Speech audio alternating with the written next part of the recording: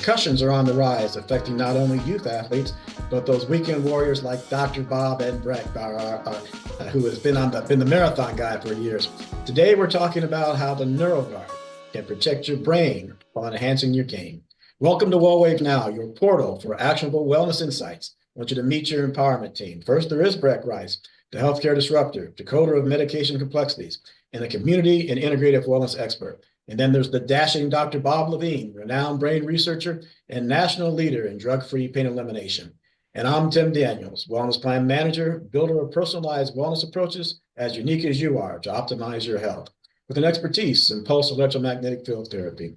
Together, we are your wellness catalysts. We're committed to elevating your health, enhancing your functionality, and optimizing your performance at every life stage. WellWaveNOW, where timeless wisdom lights your wellness path.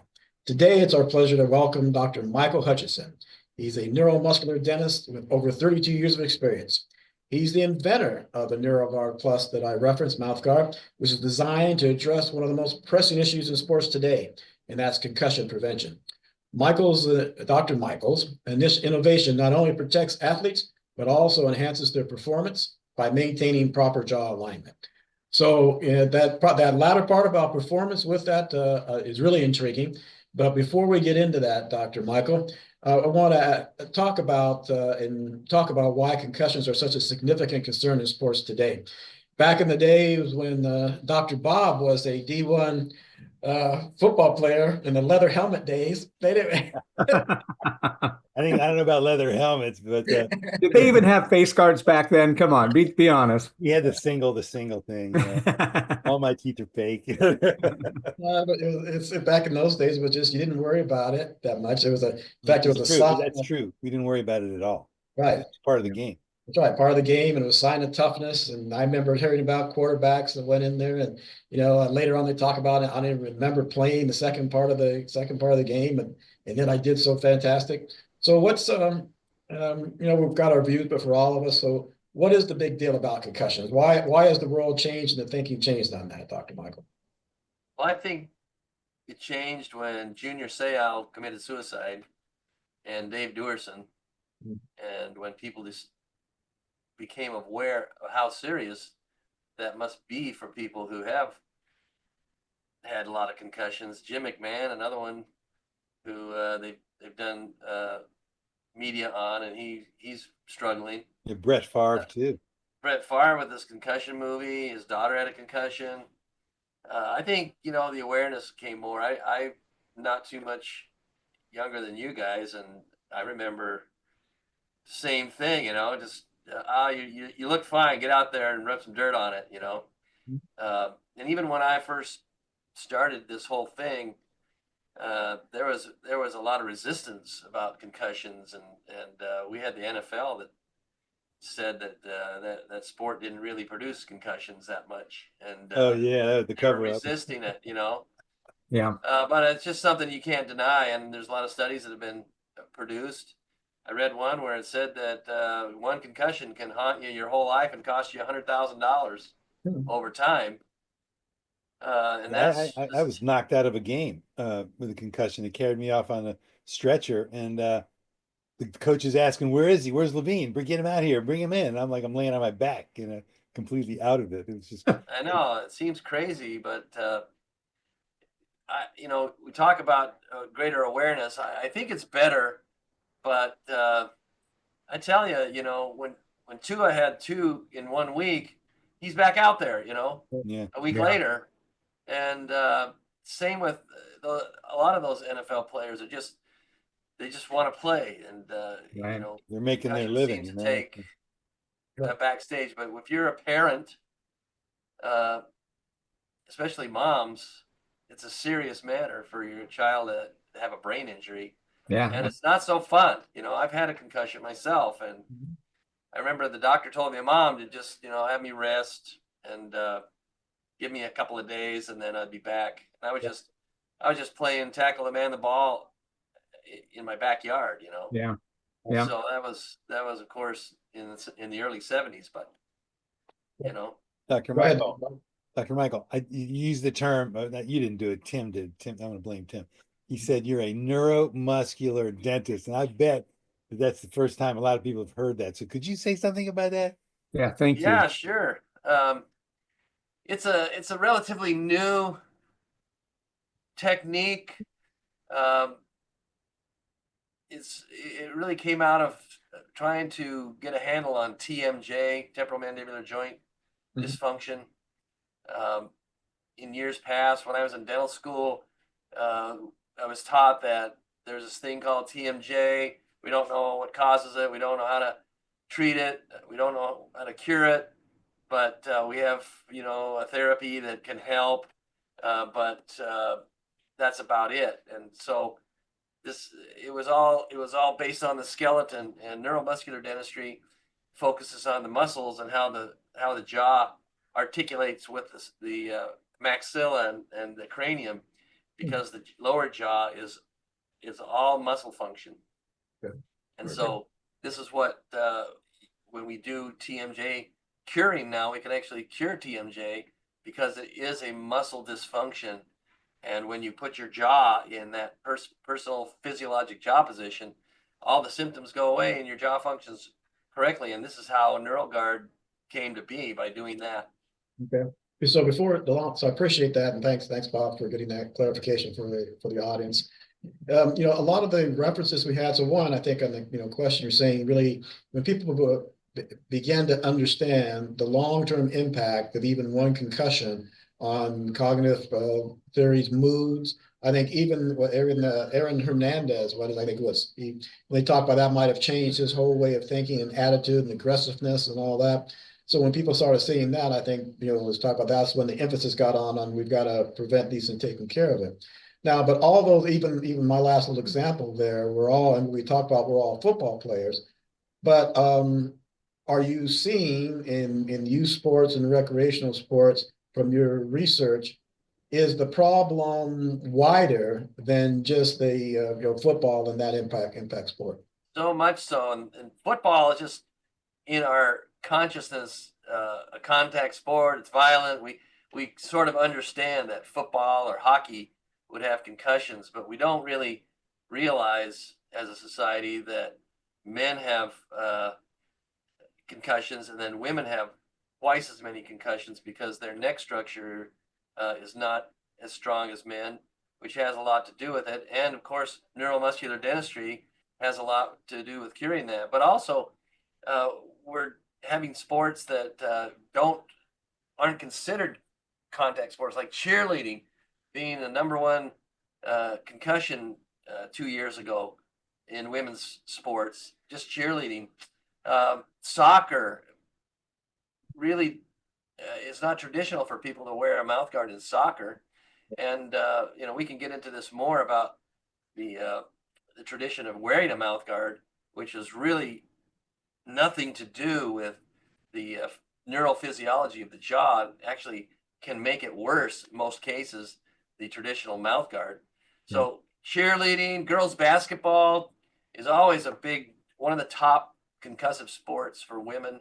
Women's lacrosse. Yeah, my daughter Right. played 4 years of collegiate lacrosse and on the women's team, and they don't even wear helmets like the men do. And yeah, it's dangerous. Now you alluded to some of the long-term impact of a brain injury. What are some of those potential lifelong issues that people are going to deal with? Sure. Dr. Levine can address this too, but brain tissue doesn't really respond to healing like the rest of our body, and it's very delicate.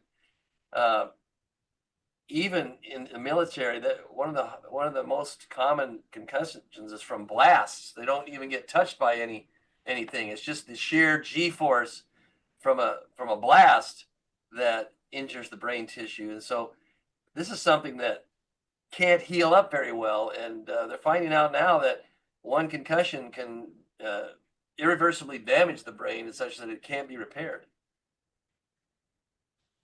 Wow. So Yeah. I don't know if it's too early to jump into this, but I'm really curious about when you say you're a neuromuscular dentist, which I shouldn't have said that our listeners, I hadn't heard of that before. So I was really happy to come to know this terminology, because the neuromuscular system to me is so important. are you actually doing hands-on manipulation, or are you just using your NeuroGuard to get the jaw lined up and let the tissues follow? Of course, there's in the diagnosis, there's some manipulation and there's some discovery in there, but neuromuscular dentistry, a lot of the belief is that the body's going to correct itself if you take the noxious stimulus away. And that generally means that the way you developed, the way your bones developed, the way the mandible developed versus the maxilla, most of us, 95% of us, it doesn't develop together. So there's a discrepancy as to where your teeth fit together.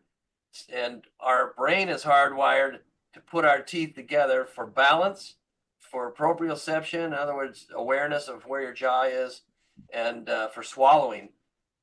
In a perfect bite, you should put your teeth together and brace against that to swallow. But when your teeth aren't in that position, it overworks and overtaxes the muscles, and the muscles radiate the problem. And so what we try to do in neuromuscular dentistry is we try to get your jaw back into your physiologic jaw position. And we use a device to fit over your teeth to mimic that, so the brain thinks that's your teeth and the stabilization from that. And then we can build off that to put your teeth in the right position. And this is where NeuroGuard came to be, because when we started doing that, some really drastic improvements came out just by stabilizing your jaw individually. And that's the whole kicker of what neuromuscular or NeuroGuard is it lets your jaw go to it's always in its physiologic jaw position.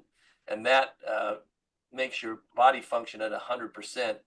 And so there isn't any definite like chiropractic manipulation. It's just your jaw really wants to be in its physiologic jaw position, and by just letting it allow it to do that, all the benefits come to be. And what were those benefits? Breck, did you have a question you want to ask? No, I was going to just have him go into more detail on how this whole idea and concept came about. But I just want to put in one thing, because I moved my lower jaw off center, and I tried to swallow, and it was really hard. Well, it was messed up, Well, that becomes important later on. I'll tell you when Dr. Michael gets into how he gets the fitting of those guards done remotely and does that with people. So remember that swallowing thing, Bob. And then one last thing, but I just want to know, is there a relationship between jaw misalignment and sleep apnea? Yeah, that's all related. Sleep apnea has some other factors. If your jaw is not in the right alignment, it's going to close your airway, and especially in a vertical direction. So if your teeth are overlapped too far, it's going to collapse your airway, and by doing so, you can't inhale. And so this type of concept brought to be that if you, like, let's say you were walking down the street, somebody collapsed, stopped breathing, what would you do? You would perform rescue breathing, and how would you do that? You'd move Open their their jaw. mouth. Yeah, you'd move their jaw forward, tip their head back, open their airway, and that's the concept of the same thing. Is that with a person who has an overclosed bite or a bite that's not correct, you're closing off your airway, and this is one of the benefits of NeuroGuard as well, is that it's been shown that when you put your jaw in your own personal physiologic jaw position, it opens up your airway and you get more oxygen. Have there been studies showing that? Hold on, Bob. I know you really got Bob going here. I'm really interested. Okay, sorry. I got the brain man using his brain. It happens once in a while, I can tell you. Maybe we can go. Hopefully, we'll if we've got some time later on, we'll go back over in that. But I think we want. We're here today to see if we can save the world from concussions. And also they get back to that performance part.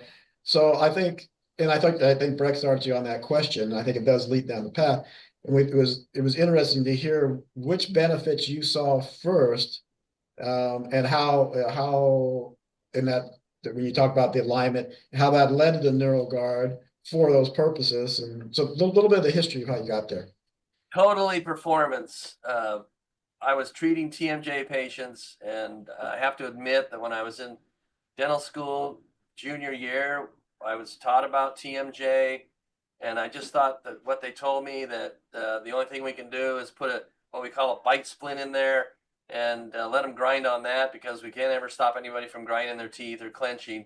Just put the plastic in there, and if it works, it works, and if it doesn't, it doesn't, and there's nothing we can do. And I didn't at that time, I know I was more idealistic, or maybe not, but I just thought that's really dumb. If I'm going to tell my patient, if it works, it works. If it doesn't, it doesn't. There's nothing I can do. I couldn't handle that. But there was nothing out there, and so it took about 10 years, and I just happened to run across a gentleman who'd been working on a different technique that turned out to be neuromuscular dentistry in treating TMJ patients, and he'd been working on it for 35 years. And I just happened to hear about him. I called him up. I said, I want you to tell me what you're doing. And he did. And it just made so much sense to me.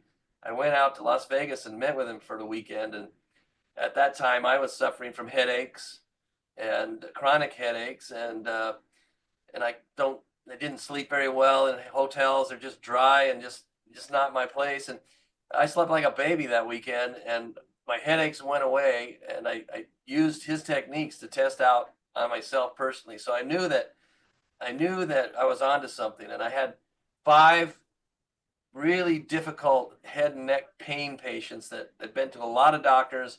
Nobody had helped them. One of them specifically, I asked her on a scale of 0 to 10, 0 being what you think heaven is like, and 10 wanting to put a gun to your head, where are you? And she said 9.5. Okay. Wow. And I used these concepts that I learned and got her down to 2, but she had 9 jaw surgeries before I ever met with her. And she ended up having to have joint replacements. But I knew that these 5 patients, after I'd treated them all successfully and cured their TMJ, that this is the way the body worked. It wasn't the way that the institution of dentistry had been teaching for decades.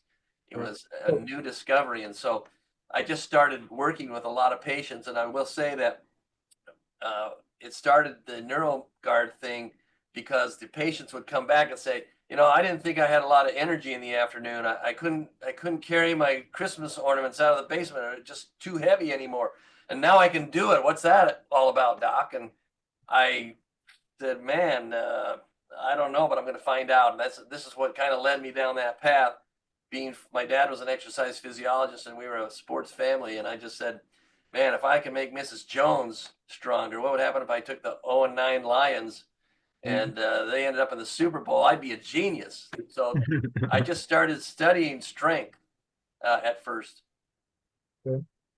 And so from that, so what happened when you started from the strength? You got the individual consumer to get some performance, then you put it in the hands of some athletes and they got the performance, or what happened with that document? Seems like every 10 years, a new technology comes down and we all just change our lives with it. And this was the time, I think. And it just so happened, there's a lot of things that just fell in my lap. Like we had a local celebrity here in Traverse City, Michigan. He was a police chief and the fire chief.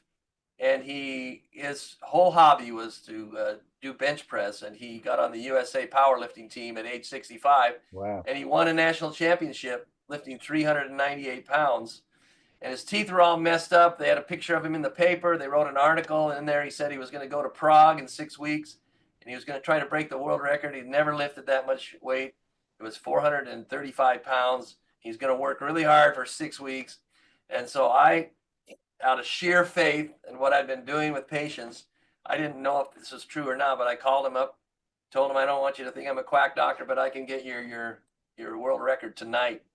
And he's like, okay, what do I have to do? And I said, come on over. I've seen your bite. I've seen your teeth, and you need help. So I'll make you a device. You go wear it at your workout tonight, and then call me and tell me what happened. And sure enough, he came over. I made him this mouth appliance. He went and did his workout. And about 5 o'clock that night, he left me a message on my voicemail that was totally incoherent, but I knew he was over the moon excited. So I called him, and basically he said, I lifted 455 pounds. I know I could do more. But I was afraid I was going to get hurt. He goes, but I know that I could do way more. And I said, well, if you could do me a favor and give me your logs for the next 6 weeks, I need that data. And he got up to 525 pounds, went over to Prague, and broke the world record at 455 sanctioned lift. Wow. And he held that record for over 10 years till he was 75.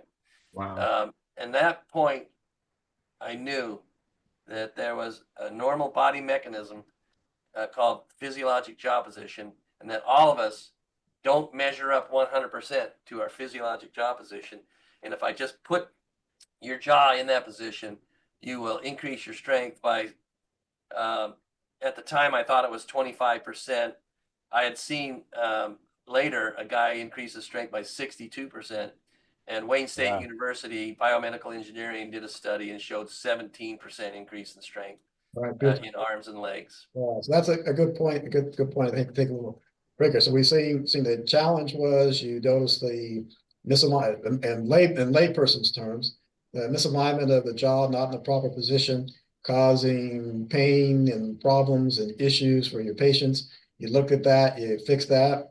They came back and said, not only is that pain gone, but I can breathe better, or I'm performing better. And so therefore you took advantage of that, and you took the opportunity and grabbed onto an athlete and showed that it worked for that athlete, and it went from there. So now before we now get into how you then took the leap from performance into concussion prevention, I want to turn it over. Let's take a little break and turn it over to Breck for our promo for this show. Yeah. Have you guys heard about this NeuroGum yet? This is incredible. So it's called NeuroGum. And well, I heard about it from the #1 podcast in the world. So I thought, you know what? If this is good enough for the Joe Rogan show, it is good enough for the WellWaveNOW show as well. But they weren't even a sponsor of Joe Rogan. They just liked the product so much that they were ordering it by the pallet for all of the people that are around that show. So NeuroGum, it's a functional gum. It boosts energy and focus. It uses natural caffeine. And correct me on this, you doctors, L-theanine or L-theanine? I think both are correct, right? Is it theanine? Theanine, yeah, the L-theanine, thionine. But yeah, so it has these natural ingredients that enhances and makes you more alert, more focused without the jittery side effects that you get from some of these energy drinks. Now, I was pretty addicted to energy drinks because I'm not old enough to drink coffee. So I drank energy drinks and started on NeuroGum. I've completely stopped cold turkey. Don't do energy drinks anymore. Nice. So the NeuroGum, it quickly absorbs, enhances mental clarity, mood enhancement, supports brain health, and it's sugar-free, and I get fresh breath out of it as well. So I'll leave a link in the show notes so you can get yourself some and try it out. Now back to you, Tim. All right, thanks. So all right, so Dr. Michael, let's take that leap now. So how'd you get from performance to concussion prevention with the Well, it kind of just was a natural progression. When I discovered that this enhanced Ralph Safrandini's world record, I really wanted to. I really thought, well, wow, if I can make people stronger, that's just going to be huge. And so I tried to test as many people as I could. And I think the next progression was I had a patient who was friends with an NHL hockey player, and he came, and he was at the time he'd retired from the NHL, but he was really into cycling, and so he came in, and I made him a device, and he went cycling and just really loved it. And so he said, my best friend is Dallas Drake. He plays for the St. Louis Blues, and he wants to try it out. And so can you take care of him? And I said, sure. So we set up a time when they're playing the Red Wings.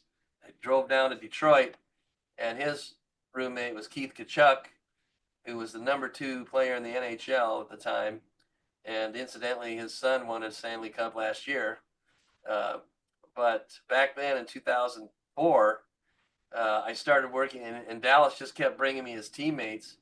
And one interesting thing was they back then, I don't know if it's still now, but American hockey players kind of felt like the Europeans were, not as tough.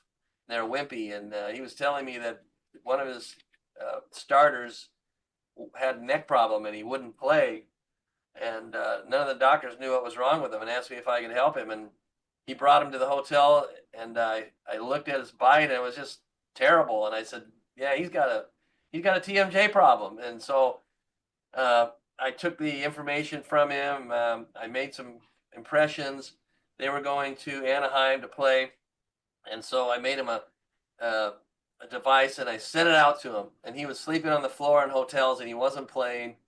And I told him to start wearing it 24/7. And he slept with it and got up, and he felt great.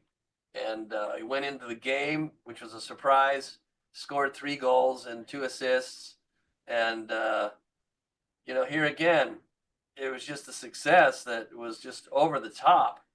And so I ended up working with 7 players then, and that's when the little tweak of concussions started, because none of them had a concussion that year. And Dallas told me he had his best season of in the history of his playing career with wearing that appliance. And so that was the next step. And then after that, I went down, and you always learn stuff. And this person who was cycling, he had a friend that played with the Seattle Mariners. And here in town, there was a guy that played for the Cubs. Dan Roan was his name. And I knew him from my days in Chicago, just being on the Cubs. And he referred him to me. And so Dan was so pleased with it that he brought me down to the spring training. The problem is he didn't tell anybody, and he just brought me into the orthopedic doctor and dropped me off and said, you should talk to this guy. And I knew instantly that was not going to go well. Yes. But the thing that I learned was I had to have data, because that's the first thing he said to me. Yeah. Where's your data? Right. I didn't have any data. And so I went back to my son's 8th grade football coach, and I said, I need data. So what I'd like to do is I'd like to test these kids for strength, and I'll make them for free. So we met with the parents. I know nothing about, at the time still, concussions were just not even in the picture, even though I knew that the hockey players didn't have a concussion that year. So yeah, the kids were 25% stronger as a team, and I got an orthodontist friend. His boys played for the Catholic school, which were a powerhouse anyway, because they can recruit, and they were like a D7. So they only had 300 kids at their school, but they could bring all the big kids there and give them scholarships. And so they'd won a few state championships over the year, but they never won like they did after for 6 years with my son and the Catholic school. Catholic school won 5 state championships in a row, and my son had 3 undefeated seasons. And the biggest thing was that none of them for 6 years had a concussion. And that was at the time about 2009-10 when Dave Dewerson and Junior Seau did their thing, and concussions became really a big thing, and it just turned over everything. And I'd proven through the Wayne State study that there was an increase of 17% strength. They proved it in their labs on their football team, which anecdotally had the winningest record in the history of the school, ended up in the D2 national championship with their players wearing this technology and had no concussions. Great. So I just turned from there and just started doing a field study of as many people as I could. When anybody would buy one, I'd follow up with them. I'd get teams. I'd give them a special discount if they would track their concussions. And I started tracking from about 500 to 7,000. And each year, the number of concussions was always the same. It was always 0.2%. And so I knew that this jaw position was a key normal body mechanism. and that it was the missing link to concussion reduction. Because if you really think about it, the jaw is not protected in any sport, and the ones that have helmets make it worse by pushing your jaw up in contact with the skull and directing that blow of G-force right up to the cradle of the skull, which is a sphenoid bone, and it just directs that force right up there. So if you put the jaw in the middle of the socket, that force can't jump across the gap and has to be dissipated out, and so you get a 0.2% concussion rate. So so I was going to ask you that, and I think you explained that, I think, in a way that is accessible to everyone. The thing, normally I would ask this question, we would ask this question later on in the show, but I want to bring it up earlier here because we've talked about, you made it free for for the Catholic school and when you were just early testing here, but we've always, but it's been we've talked a lot about this in the pro sports world. How accessible price-wise is this to the 8-year-old soccer player? So what have you done, if anything? Where are you targeting it? Where have you made accessible, and to whom have you made accessible to in terms of your offerings there, Dr. Michael? Well, early on, I just did a lot of searching, a lot of thinking, a lot of studies, and I just knew that the way to change the paradigm was to make it so any kid could fit it for themselves in their home in an easy way, and the kids were the ticket to changing the historical tradition of what people feel about a mouth guard and the myths that are associated with it. And so I did. I just made a technique. It's not a difficult one, but in order to get your physiologic jaw position, you need to let your autonomic nervous system do that for you, and you do that by swallowing. So the traditional mouth guard is on the wrong arch, should be on the bottom. But back in 1950, when Dr. Bob Breck was in football, I don't know. I was not in football in the crib, I want to tell you, or in the womb. I'm teasing you, but if you go back and look, there's no face mask. Actually, he had retired by then. Tim's always tough on me. How did President Lincoln do in football? Only you would know. But how come I see? Don't the pro ball players wear the mouth guards on the top? Everybody does, and I was getting to that. Back in 1950, Life magazine wrote an article about Notre Dame players breaking their teeth playing football, and so the American Dental Association said, "Well, we're going to make a mouth guard, and we're going to keep you from banging your teeth together and fracturing them," which that's what it was designed for. And there was no knowledge of physiologic jaw position. There was not even a conception that your jaw had to fit together a certain way for you. It was just sort of like Dr. God, I'm the doctor, I tell you where it should be. And so logically, they said if you ran into your face into a wall, normal occlusion, or how your teeth fit together, is the top teeth overlap the lower. So they're the first ones that are going to get hit. So that's where we're going to put the mouth guard, is on the top. And so that's what they did. And 75 years later, it's still considered a mouth. That's what everybody thinks of as a mouth guard, but it's only because of those concepts. And so that's where really the most difficult thing to change is to change that mindset that a mouth appliance now can do more than just keep you from breaking your teeth, and can really help with your whole overall body physiology. So that's how it generated, and it did catch on, and the NCAA did make a rule that you had to wear a mouth guard in football, hockey, field hockey, and lacrosse. The rest of the sports don't require it. And in football and hockey, the professional sports don't require it. And so you see the mouth guard being used in NFL as a fashion statement. Yeah. If you watch the Lions play, there's a guy that wears it in his helmet hole. Yep. That's doing him a lot of good. Yeah, it's not even in the mouth. It's It's not crazy. even in his mouth. And I'm going Gotta to say protect that against a the concussion worst, if it's up there. well, he might not break a hole, bigger hole in his helmet, but Right, yeah.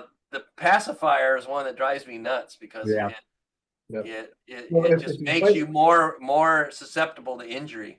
yeah. So just as a side, well, a side discussion here. So you place it on the bottom, and I want to get back to the point of you have that you finish on the customization made done at home by the youth, and also how you've made it, if you have made it affordable for the younger players and non-pros. But since we talked about the original purpose of the mouth guard, our thought was just to keep them from losing their teeth out of that. Wish I'd had that when I played dodgeball back in 8th grade and busted some chips and teeth that caused me challenges for a long time Hey, after that. Tim, your dentures look great, I gotta tell you. I spent a lot of time, periodically, I spent a lot of time with dentists like Dr. Michael Hutchinson over time working on those teeth in various capacities. But if you place it on the bottom, does it still protect you from tooth loss as well from impact? Okay, yeah. So we mentioned myths in dentistry, and one of them is that it protects you from getting your teeth knocked out. And that's just not true. Yeah. And I guess I would be the only one that would know that for sure, having removed teeth from people's mouth. The amount of force it takes to take a tooth out of a jaw, a rubbery plastic mouth guard is not going to dissipate that amount of force it takes to knock your teeth out. Yeah. And the ADA actually makes that statement on their website when it comes to mouth guards that no appliance is going to keep you from getting your tooth knocked out.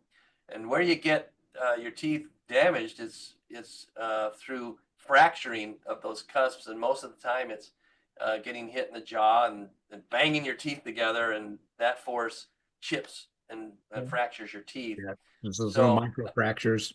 right, and it can, yeah, good point, Breck. It can put a microfracture in there that I can tell you probably almost every day in my practice, somebody comes in with a broken tooth and says, I was just eating soup, how did my tooth break? And I always tell them, well, you got to thaw it out from the freezer before you eat it. Or be sure to take the spoon out of your mouth before you bite down. But you constantly are taxing your teeth, and Yeah. you get microfractures in, and it's not usually the event of eating the soup. It's all that's been going on for months and years, and finally the temperature change causes that little piece to break off. So those are the kinds of things that people think mouth guards do, and there's only one thing that a conventional mouth guard has ever been designed to do and does a good job at it, and that is keeping you from banging your teeth together and fracturing. Otherwise, physiologically, it makes things worse. It obstructs your breathing. It opens you up too much so that you roll your joint back against the skull and conduct that G-force either forward or backwards. And it also, from a performance standpoint, it blocks your nerve innervation to your muscles because of the position that it puts into your jaw mechanism. And so it does a lot more bad to you than it does good. Yeah. I was going to demonstrate. So Dr. Hutchison was kind enough to send me out a NeuroGuard Plus, and I was going to put a bunch of goo in it or something. So when I pulled it out, it was really nasty looking. But no, I didn't do that. But just real simple. Bottom teeth. Walk me through what we would do to actually properly fit this. We're going to boil it for. First, you got to determine where your physiologic jaw Okay. position is. So in the package comes a little measuring gauge. Yep. And there was a study done by a really great doctor. He was actually an engineer, and he took 100,000 Eskimo skulls and measured what we call the vertical dimension. That is, when you put your teeth together, you clench your teeth, and you measure from where the enamel meets the root. That's called the CEJ, or cemento enamel junction. So that's also pretty much the gum line in most people. So if you measure the gum line of the front tooth down to the gum line of the lower tooth, that number was a constant in those Eskimo skulls. And it's important that we clarify it's not Eskimos, but it's just a native culture that never mixed with anybody else, never ate Captain Crunch. These are all skulls that he got at the Smithsonian. And what he found was that there was a constant number of millimeters, 19 plus or minus 2.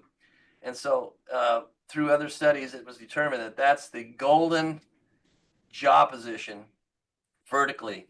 So that measurement, we have to measure where our vertical dimension is, and the middle of the bell curve is 15 millimeters. So if you take most of us, we're going to measure out 15 millimeters, which is 4 millimeters too much over closed. And you can predict this. If you take somebody with a 10, they're really weak. You know, they have a lot of blockage, and their jaws are really rolled back. You know, those people are in danger. So so you measure that, and if you fall within 15 to 19, which is the blue part on the gauge, you don't have to have extra material. So if you fall in the red part, which is about 8 to 15 millimeters, you're going to need more material in that shell to get you up to the golden measurement. And so the first thing you do is you do that. So I got a question about that. So I thought, okay, well, that insert has got to be for, a smaller athlete, somebody that may not be an adult. I fell into that red category where I needed that insert put in there. Is that a common thing? Tell me how abnormal am I, Doc? It's more abnormal than the median, which is 15 millimeters, which would be the black line on that gauge. Yeah. Now, I was on the high end. I just wasn't on the border. Yeah, so you're about a 14, 13. So if you need extra material, how difficult is it to put it into the apparatus? Snaps right in. It was super easy. Snapped it right in. I made it so it snapped right in there. And then you just have to heat it up for a few seconds longer. 15 seconds versus 10 seconds, right? Yeah. Okay. Because you got to heat up the shell, and you have to heat up that little inner section that you snap in there. Yeah. Okay. So then you basically, you don't put it in a rolling boil like you're trying to hard boil an egg. That's too hot. So you just put it on the stove, and when it starts bubbling from the bottom, you take it off, drop it in there. You count to 10 to 15 seconds, depending on the measurement, and then you take it right out, put it on your lower teeth, and then this is the most important part: is that your physiologic jaw position comes from your autonomic nervous system, your swallowing mechanism, and you know that when you swallow, you don't say, okay, I'm going to let's see, I'm going to swallow, so I'm going to contract my masseters, I'm going to relax my digastric muscles. You don't even think about it, you just do it, and that automatically puts your jaw in your physiologic jaw position, and you're swallowing about 5 times with your lips together. And when you do that, the material is cooling down. You made an imprint, and once you get to 5, that's your physiologic jaw position. So you're never out of it. When you're running, jumping, hitting a baseball, or whatever, we're somewhat hardwired to clench our teeth. Or when we swallow 2,500 times a day, you're either swallowing in your physiologic jaw position, your perfect bite, or you got a rubber band around your waist. Somebody's pulling you back when you're going out of that physiologic jaw position and back in. So this is a device that actually marks your physiologic jaw position, so you're never out of it. And you can. Incidentally, I think you said that, Dr. Bob, did you run marathons? No, that's Breck. Oh, yeah. There was a study done in the 80s in Michigan that showed the wall moved from 16 miles to 20 miles with a elementary thing they called a Mora. And they didn't know why, but it was just like something they found the Russians competing in the Olympics with a lower jaw position, lower mouth guard. And so somebody came up with a lower mouth guard. And again, the bell curve is 15. So you're going to get a lot of people who just with the material it's made of, it's going to push you right almost to the golden. So they got these guys, and they all move their wall. So, it's stamina. There was another study at Notre Dame, very interesting, I found early on, is that it made people stronger. It gave them more stamina. At the end of the game, they weren't tired, and they had less knee injuries. And that has to do with balance. And so we can show that now with physiologic jaw position, we can balance test you, and it improves your overall balance because all your muscles are functioning at their optimal level. And every QB ought to have this, right? Because you can still talk, kind of. What'd you say, Absolutely. Breck? Breck, what'd you say? Yeah, exactly. Well, I actually have 300 pounds back here that I'm going to go lift for you guys now. So There you go. I'm That's proud of you. remarkable. The strength increase is just remarkable. Good. So I you would so never guess that. yeah. So I think Dr. Bob usually asks one question. I think you answered it though throughout this one. You often ask, well, what's the research and data? So you've got data now going back in some cases, at least to 2009 on, and then some complementary studies talking about both reduction in concussions and in your performance enhancement and strength, at least in the strength area. So it's good. But now, still, so you've gone through the customization, and I think we took spent a lot of time on it, but I think it's actually from what Breck's described and told me about before. It's actually a very simple. It's fairly easy for them to customize this and put it in. I still want to know: do you think this price? Because we still keep coming back at the professional athlete on this. Price wise, have you made it affordable for the youth, for many of the? You can get, it's all about jaw position. There's if you go on the website, you'll see there's 3 basic types of devices. One for just everyone. I like to call it the standard one, the one that any kid could order it and do it at their house. It's $44.97, and you just order it, and it just free shipping. It comes with a free case, and you just follow the video. It's very important that you follow the steps. It's not difficult, but you got to. We're talking about physiologic jaw position, which is unique to every person, and really that's the whole crux of the matter. Every other mouth guard that you buy at Dick's or wherever, it doesn't matter. If you're going to go that direction, I recommend that you find the cheapest one, the $1 one, because they're all the same for every person. They're all the same. You get Shock Doctors, $30 mouth guard. Dr. Bob's going to get the same mouth guard as Tim's going to get this. It's just going to be the same. So all it is a tooth protector, but that's not what you want. You want to know where your physiologic jaw position is. So any kid could do that for $44.97. So for that young athlete, they grab it, they don't follow the instructions, they throw it in boiling water. Can it be reformed? Can a parent now say, "Oh, okay, let's reform this correctly"? Within reason. Okay. After a while, they distort and shrink up, and Okay.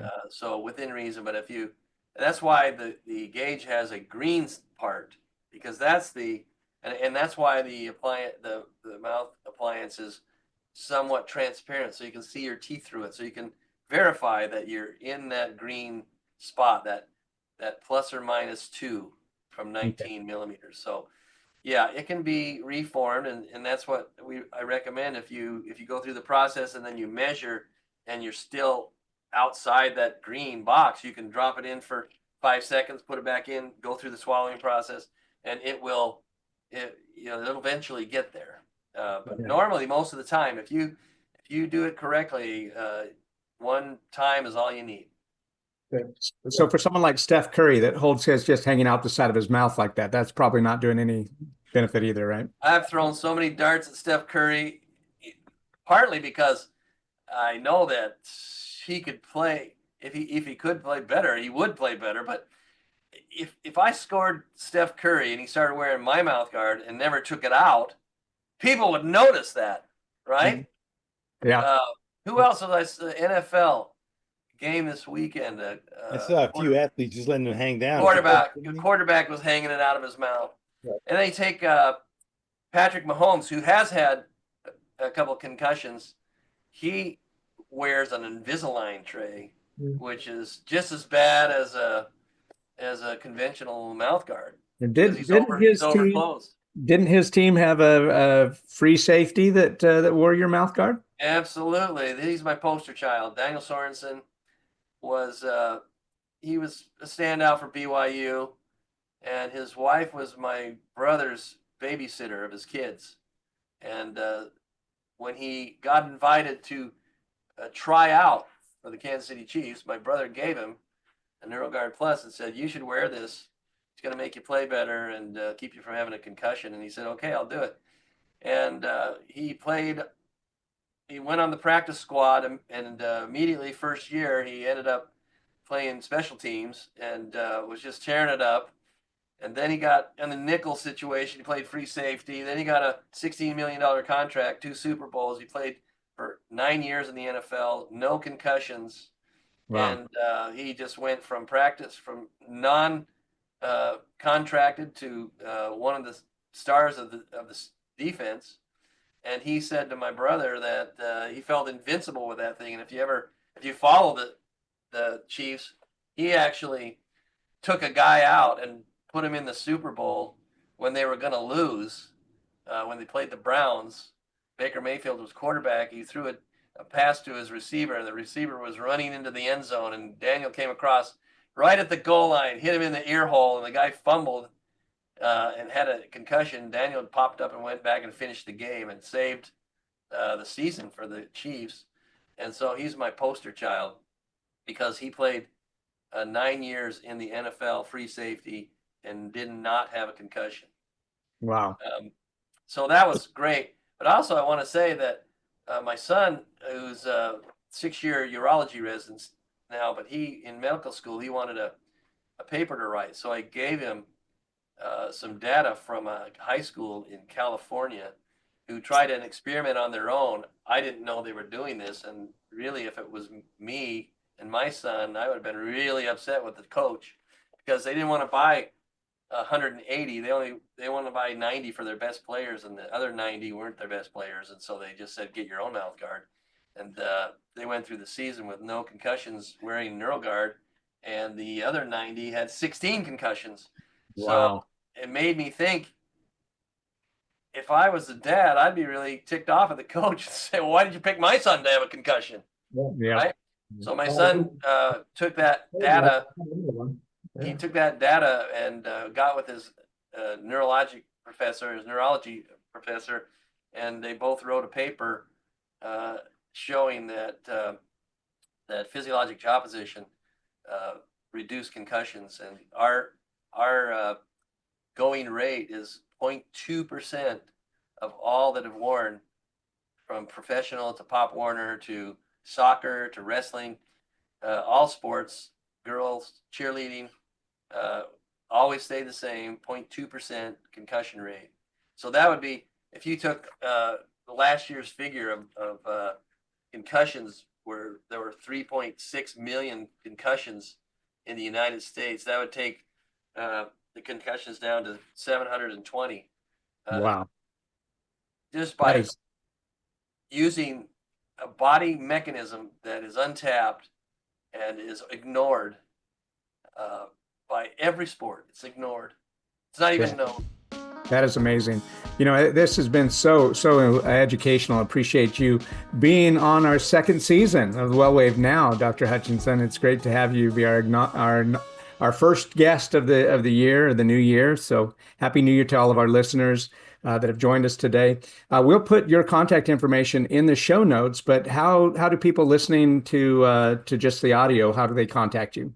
Go to NeuroGuardPlus.com. All the words are spelled out, and you can get a lot of information, and you can order one. It'll come to your house, and you can use the promo code NG10, and I'll give you 10% off. And that's as easy as it is, and you can watch the video on there to see how to fit it. But yeah, NeuroGuardPlus.com. Awesome. Thank you, Dr. Hutchinson.